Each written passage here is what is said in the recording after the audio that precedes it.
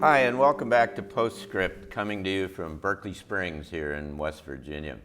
I'm John Petersen from the Arlington Institute, and we're pleased to have with us today Gregg Braden. Gregg Braden is an internationally known author, a friend of ours who comes back to Berkeley Springs. I mean, we must treat you okay. Whenever you invite me.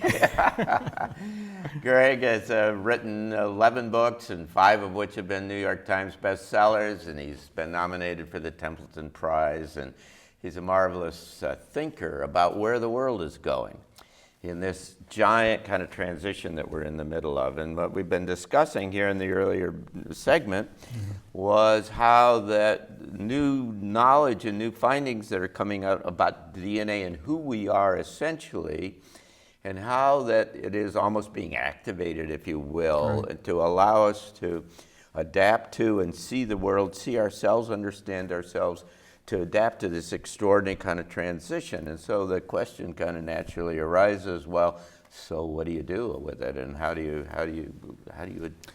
work this? Well, this is the beauty of everything we're saying here, John. We're writing a new human story.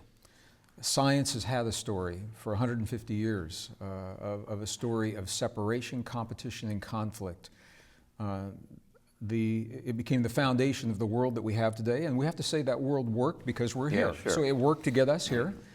But the conditions of the world are changing, and those unsustainable ways of thinking are no longer meeting our needs. So the new science is now telling us a deeper, more truthful story, that we are actually based in connection rather than separation, and that we live in a world where nature is based in cooperation and mutual aid.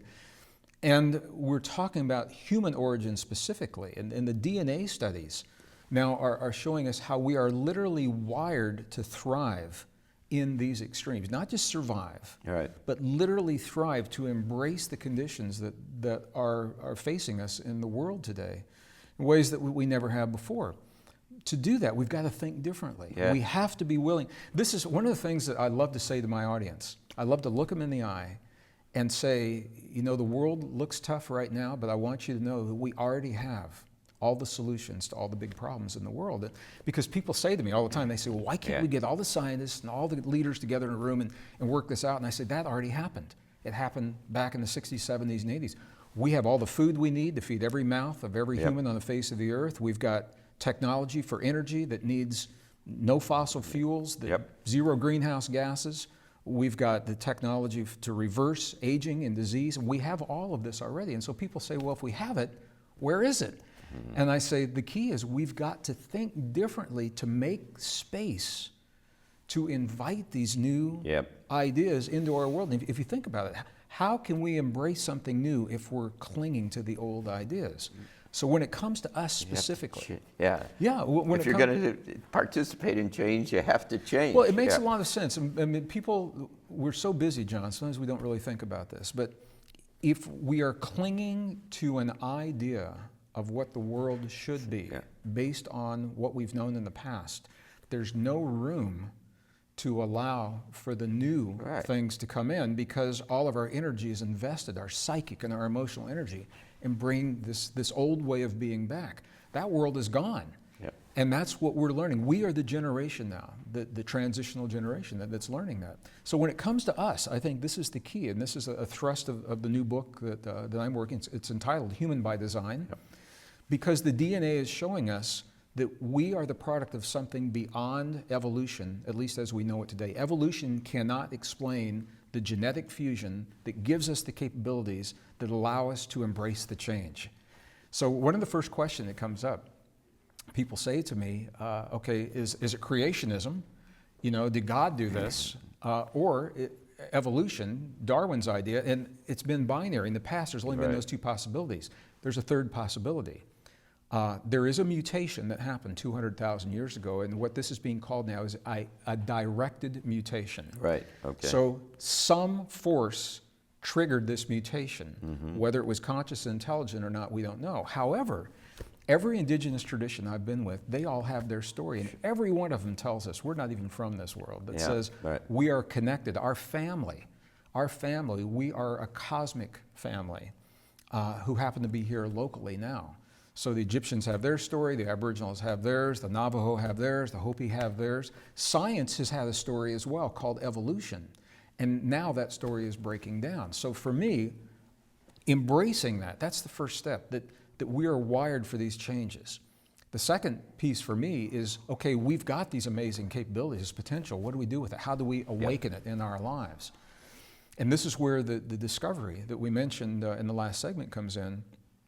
Only in 1991, scientists discovered these 40,000, approximately, everybody's a little different, but it's approximately 40,000 specialized cells, but they are concentrated in the human heart in a way that creates literally a neural network, but it's not in the brain, it's in the heart. It's called the little brain in the heart. And this little brain in the heart thinks, feels, and remembers independently of the cranial brain in its own language. Now, I think we all sense this intuitively, but in our culture, we're conditioned to discount the heart, to go with the brain. But how many times have you or me or anyone, any of our listeners, we've had a feeling about something, and our logic kicks in and says, don't pay attention. I'll tell you a perfect example. I had a friend of mine who was getting married. See, this is where the spiritual rubber of life meets the road, okay? Yeah. This is a friend of mine that was getting married. It was a woman that I'd worked with when I was in the corporations. The day of her wedding, she knew that she was not making the right decision. Right. She had had doubts in her heart, but that day she knew it. And the peer pressure of everyone around her, everybody came. She went through with it, and they ended up ending that marriage within less than a year later. But she knew it. Her heart knew that. But we're conditioned not to listen to that. We're saying, oh, it's just your fear, your jitters, or whatever it is. But we have these intuitive hits. I just want to share just briefly how real the memories in the heart are. It's not a metaphor. It's not a new thought, new age way of thinking. This is literal memories.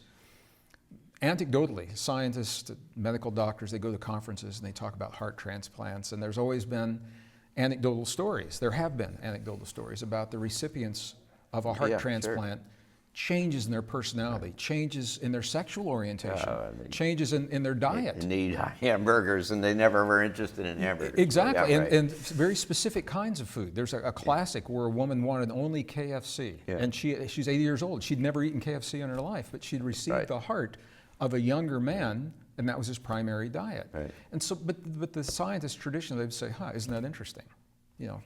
Isn't that a coincidence? Until one of these happened, and this is very well documented, where there was a young girl that received the heart of a woman just a couple of years older than she was, and she began having reoccurring dreams, nightmares. And she dreamed that someone was chasing her in a wooded area. It was dark. She tripped, she fell, she was assaulted, she was murdered, and the man was saying something to her as this was happening. She recounted this to the forensic artists. They tracked down a man. He confessed and actually shared the words with the interrogators that she had shared with her. And that could only happen if that information was retained. So the experience of the heart of the woman who had died was in the heart of a new woman who perpetuated and shared that. I share that only because that's how real this memory is. So what do we do with all of these? What the science now is showing us is that we have this neural network in our heart. We also have one in our brain that we know about already. We're used to working with them separately, but the two organs can share a single common neural network. It's called an extended neural network. And when we harmonize the heart and the brain together, that is where we trigger these extraordinary abilities. Some of them I mentioned in the last segment.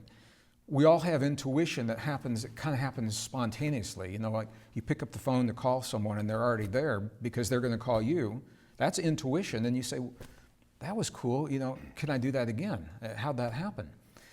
We have the ability to trigger that intuition on demand when we want it. We have the ability for super learning, harmonizing the heart and the brain, to retain tremendous amounts of information and to recall it when we choose to recall it.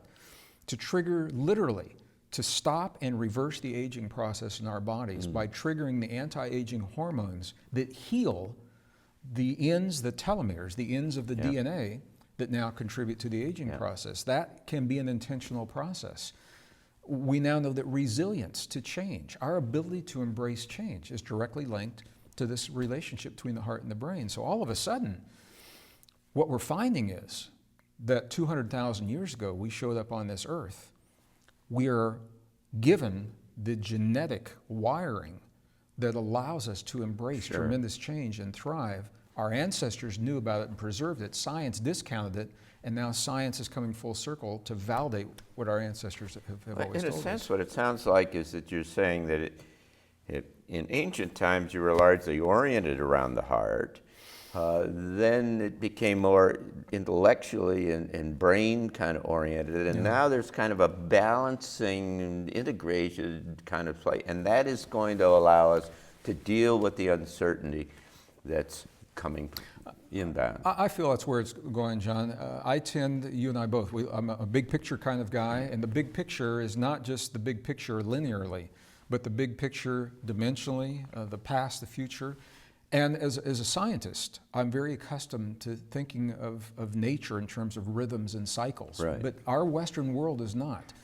So when we look at the rhythms and the cycles of the past, I'm not suggesting that every ancient and indigenous person knew everything that we're talking about. I'm saying it was more common, it was more embraced.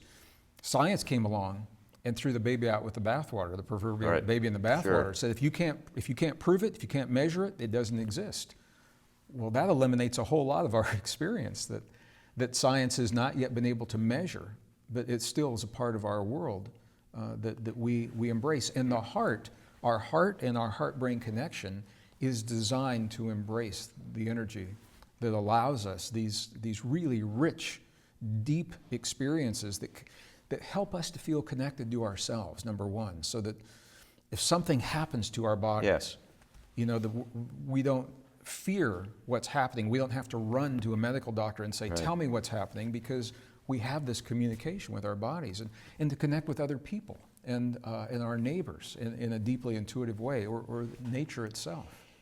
It's intriguing because what you're essentially saying is that you have to become sensitive to the intuitional information, which has access to extraordinary amounts of knowledge that will provide the answers to situational decisions that need to be made, where there's no logic about how you get from here to there. Absolutely. I think we've all had these experiences. Something will happen in our lives, and there's no place to turn to tell us what to do.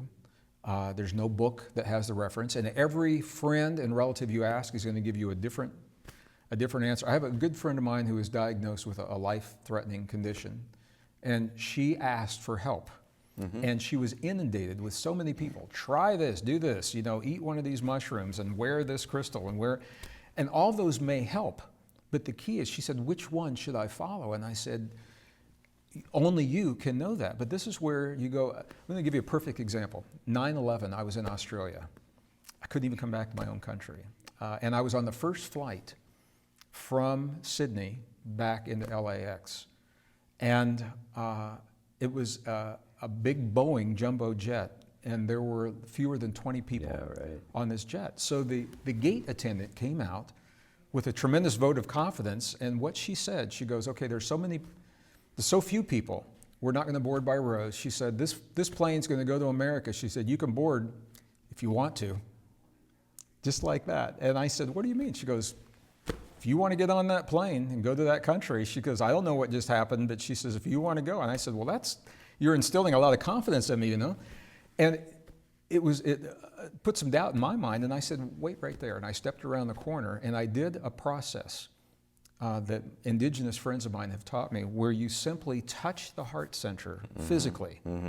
And when you touch the heart center physically, and some people in the Middle East, they use their palm. Buddhists do it this way. Some people do it this way. It moves your awareness into your heart to those 40,000 cells. And I asked from within, is this a safe flight? Is this a good thing for me to do? And the thing about heart language is your heart will never tell you a story. It won't begin with a preamble. Well, when you were 5 years old, you know, your heart answers in single words or brief phrases, Right. often before the question That's is even right. asked, because it doesn't go through the logic and the ego and the fears and the self-esteem. Boom. Right. Part of my heritage is Cherokee. And in the Cherokee tradition, there's a word for this. It's called Shanta Ishta. Shanta Ishta means the single eye of the heart that knows what is true for me in the moment. It doesn't know about legal or not illegal, doesn't know good, bad, right, wrong. It says this is what's true for you in the moment. Shanta Ishta said to me, go ahead and get on the plane. It's fine. And it was a great flight. I came back to a very different country, but there were people in the boarding area that said, wait a minute, if she's not comfortable, right. I'm not going to go. And they didn't go because it instilled that fear. And it did me initially until I got really clear with it. So when I mean, this is just a very small example, but when we are faced with situations, people ask me all the time, they'll say, Greg, I had this dream. What does it mean? And I'll say, I couldn't begin. I said, I could speculate, but I would not dishonor you by telling you what your dream means. You had it, and if you have the ability to have the dream, you have the wisdom to ask, what does this mean for me? What am I being shown? What am I learning from this? But it's not going to come from the logic. It comes from the 40,000 cells. So we're working our way into a period of, by definition, great uncertainty. Lots of change, not a lot of kind of logic to it. Larger than average. The events, by definition, get larger and larger.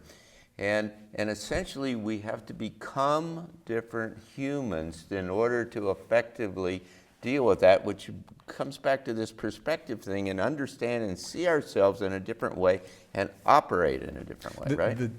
Yes, and the different human that you're stating is us embracing our full potential. This is, I believe, what it means to be human, to be fully capacitated, fully awakened, fully engaged, so that we can embrace the change and thrive in the new world that's emerging, rather than clinging to the limited abilities, the limited perspective. From the past. From that the past. Gave us all the problems of the past, right. Yeah, and trying to reinforce the world that we've known is a stepping stone. It's a bridge. It was never meant to be the end. It was meant and designed, and whether you're talking about the founding fathers of this nation, America, or if you're talking about the scientific brilliant minds of the 19th and 20th century, Henry Ford was very clear. He said the internal combustion engine is not the end. It's a stepping stone until we get to the next step. It wasn't meant to last for 100 years. Nikola Tesla said when he built the power grid that we have now, he said, this is temporary, so you've got some power. It's not meant to be the end. And here we are 100 years later, we're clinging to this. Those are bridges to a better world, and we are the generation now. And what's driving us, I'm going to go back to the big cycles. This is a time of extremes, and it's being driven by 3 cycles of change that are rarely talked about in the West, any one of which would be big on its own, but all 3 are converging in our lifetime. Climate, we're very familiar with. So climate cycle is number 1. Economic cycles, and there are variable. There's 66-year cycles, there are 150-year cycles. Economic cycles are converging. The third one is rarely talked about right now, cycles of human conflict, John. And human conflict is directly related to magnetic strength of the earth, solar flares, all of these things. So, and I want to be very clear, it doesn't mean that we must have war when these cycles are up. It means that we are vulnerable and susceptible to conflict. And if we don't know that, we fall into the trap. So any one of those 3 would be a big deal. All 3 are converging now, and when my audiences can see the scientific convergence, they say, my God, no wonder the world looks like it's fallen apart at the seams, or as my mom says, it's going to hell in a handbasket. Whatever that means. Then you see why. Yeah, and a lot of this is coming out of the sun, by the way. You know, the changes in the sun or climate and behavioral changes, like you say, there's this clearly mapping social kind of discord and wars and stuff, and by the way, and we don't have the time to talk about it now, but the decrease in the magnetosphere is really a major kind of issue that's going to fundamentally kind of change. So how do you, as an individual, go forward and deal with all of this kind of stuff? I mean, you're inundated by the press that is telling you how horrible it is, and you're caught up in crazy elections like we've got right now, and all this kind of stuff. And how in the world do you get a path going forward in the middle of that? It's a really good question. And the great poet early in the 20th century, Khalil Gibran, Yes. what he said is that work is our love made visible. Oh, wow. Work is love made visible. And I'm under no illusion it's taking tremendous amount of work, personally and collectively, to make this shift. I prefer to think of that work as our love for ourselves, for one another, a visible expression of what we claim in our hearts. Let's put it to work in our families and communities and move forward. The way we do that, and what I tell our audience is everyone learns differently. And that's the beauty of so many teachers and so many ways of thinking. And what I say to my audience, I say, you're with me for a couple of hours today. Everything that you've known about your world, put that into a file folder, because it's worked for you so far. And what I'm going to share with you today, put it in a new file folder in your mind called possibilities. When something shows up in your life and that old way doesn't work, let it go instead of struggling, and open up the new file folder of possibilities, because it says we live in a world of connection, we live in a world of cooperation, and we begin to solve our problems and think differently about ourselves. In that new paradigm, that's where we begin to thrive. And one of the keys to knowing that is to embrace this tool, harmonizing the heart and the brain, so that we can ask, what is true for us? What's right for me right now? What does my body need? When it's showing me an illness, what does my body need right now? What the studies are showing, John, is the change of the world has created more stress, and that stress has led to higher degrees of disease, because the stress isn't bad, it's unresolved. Right. People have yet many people have yet to learn to resolve the stress. This heart-brain harmony is a key to creating resilience. It actually raises the baseline of resilience so that we can deal with more change in a healthy way and ease that stress as we go into this. So this is where it all comes together. It comes full circle from the science, the spiritual traditions, everyday life. And I don't think we have to go to live on a mountaintop halfway around the world and leave everything that we've built and leave those that we love to find this potential. I think we are wired to live it in our everyday lives. So what you're saying is that if you can get this heart-brain connection and operate between this kind of balance between the intuitive and the logical, and become very sensitive to the messages that are kind of coming out on all the time, telling you what to do, not only does it help decrease the stress and all the physical and health care and other kinds of things, but it also provides the answers to you on a day-to-day basis of what to do in the face of all of this explosion of new kind of information and knowledge and discovery. I think it helps to navigate through all of that. It really does. Can I tell you a quick story? Sure, you got a minute though. I have a friend of mine lives in Colorado Springs, where the Air Force Academy is, and they invited her in to teach a form of meditation to the cadets so that they could sustain isolation for long periods of time and not go crazy. Well, the meditation worked perfectly, and they were able to do that. However, what they discovered in that isolation for long periods of time meditation, they said, there's a whole nother world going on that nobody ever told us about. And they said, that's where I'd like to put my energy, into that world rather than in the military. So she lost her contract, but but it was, I mean, that is a real life example of how people who are not typically attuned to that world were able to tap into the fact that there's so much more available to us. Right. And it's not just woo-woo, angels and fairies and spiritual things. It's a very real wisdom to help us become the best people we can be and to create the best world possible. And I think that's where we're going with all I this. brought Aikido to the Marine Corps, to the leadership of the Marine Corps, and they were going to teach it to all of their young Marines and so on. And in my mind, I'm saying, this will make them better Marines, but you don't know what you're getting into because it's going to open up their perspective and they're going to see the world in a different way. But it was wonderful. Well, it's wonderful to have you with us. John, Thanks thank you. for being here. Thanks for coming to Berkeley Springs. We appreciate it. And thank you for being with us here on PostScript today. I'm John Petersen from the Arlington Institute, and we hope you'll come back and be with us next time.